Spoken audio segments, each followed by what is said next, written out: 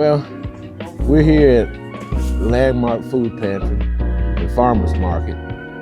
Started this thing in 2011 with the idea of recognizing the benefits of growing your own food. It's something that's not new. They call it urban farming now, but if you go back in time, when Roosevelt was president during the Great Depression, he suggested that instead of growing grass in your front yard, grow food. Nobody eats grass, but if you grow your own food, you got the ability to sustain yourself, self-sufficiency. And they called them victory gardens back then. Well, here we are now in areas that used to be called ghettos. They call them a different name now. I believe one of the terms that's utilized is under-investment neighborhoods. But the fact of the matter is, if you got a vacant lot, you can take that vacant lot and start growing things that you like to eat. If you like greens, you can grow them in the spring, you can grow them in the fall.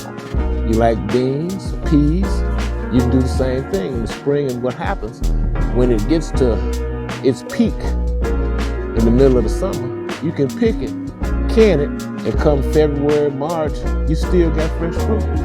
And when you do this type of activity, you can drive by the store, blow the horn and wave, because you don't need what they have. And if you want to get down to the brass facts, the grocery stores don't grow any food.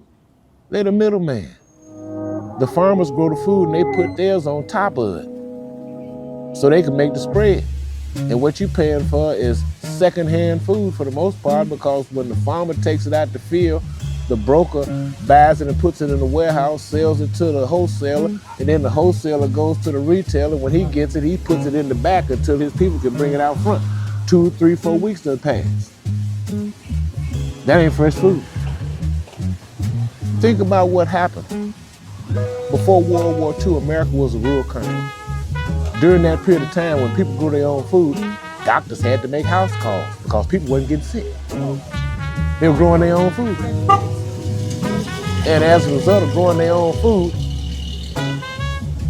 wasn't no rich doctors.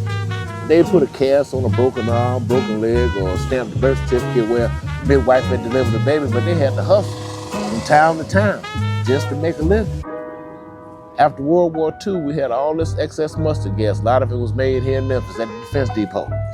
Commercial agriculture was suffering because they no longer had free labor out in the fields to hoe rake around the crops to keep the bugs and weeds away. So they went to the drawing board and they come up with this DDT. They converted the mustard gas into a chemical that got rid of the weeds, got rid of the bugs, but it also killed the microbes that kept the soil healthy. So they had to go back to the drawing board and come up with some chemical fertilizers. And it worked. The crop started growing. It was a bumper crop every year. And then this other thing came on the scene called cancer. And that's the food we've been eating. So when you grow your own, not only do you get the benefit of unchemicalized food, not having to spend all your money for something that's not fresh, but you also get a little exercise while you're out there. Stay physically fit. A lot of these older gentlemen that grew food, folks, they didn't have birth certificates. They didn't know how old they were. Over 100 years old, still working out in the field. Able, fit. They went to no doctor. Didn't need no doctor, because if you look at the chemical composition of pharmaceuticals, they mimic the molecular structure of plants. It mixes a bunch of chemical compounds in it so they can sell them and make them real cheap so they can sell them and make money.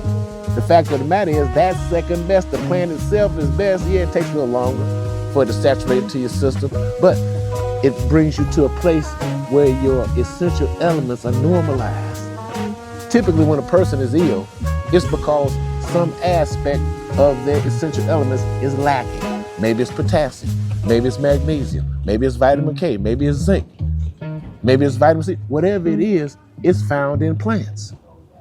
And when you consume those things, it brings you back to normal. It ain't magic. Think about this. In Africa, they called them witch doctors. But every tribe had a medicine man, and his job was to find out what plants were good to keep us living, keep us healthy. If you were and desired to have a slave, would you want a sick slave? No, you want some strong and healthy slaves. And what did they find in Africa? Strong and healthy. In other words, they were strong and healthy before they came to America. How was that possible without pharmaceuticals?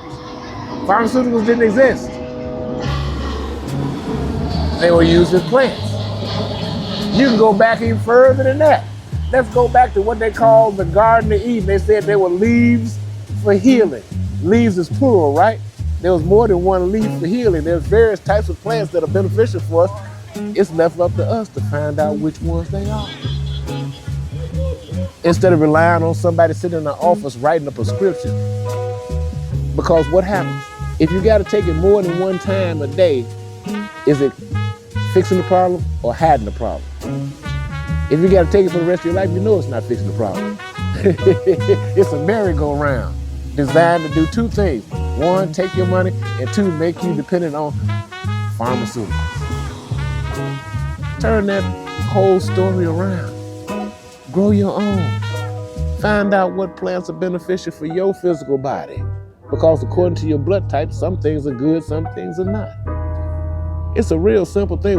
They want to make it complicated, but it's real simple. Go back to the beginning. Simplify your life. Self-sufficiency. Think about it.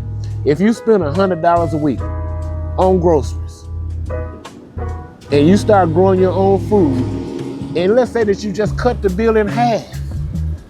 Instead of spending $100 a week, you're now spending $50 a week, which means you got $50 you ain't got nothing to do with. and if you add that up, $200 a month, that's $2,400 a year that you can put to work somewhere else. In other words, you can make that money work for you. So these are things that are prevalent. It's just a matter of us looking at it from a simplistic perspective. Go in your backyard and grow some food. If you ain't got no backyard, get you some planters and grow some stuff that you like. And if you mess around and grow more than you can consume, you can sell somebody. And it's legit. It's legit. And matter of fact, they got some stuff that ain't legit in Tennessee that they growing in other cities. If you get a license, you can grow it too. You know, the only thing we can't do is fail. If you give up, then you fail. But as long as you don't give up, ain't no failure involved. You can make mistakes, but as long as you find out what the problem was, you got a chance to come back. The whole story is don't quit. You look in the mirror when you think about quitting and look at who you're giving up on. Don't quit. We need each other. Peace.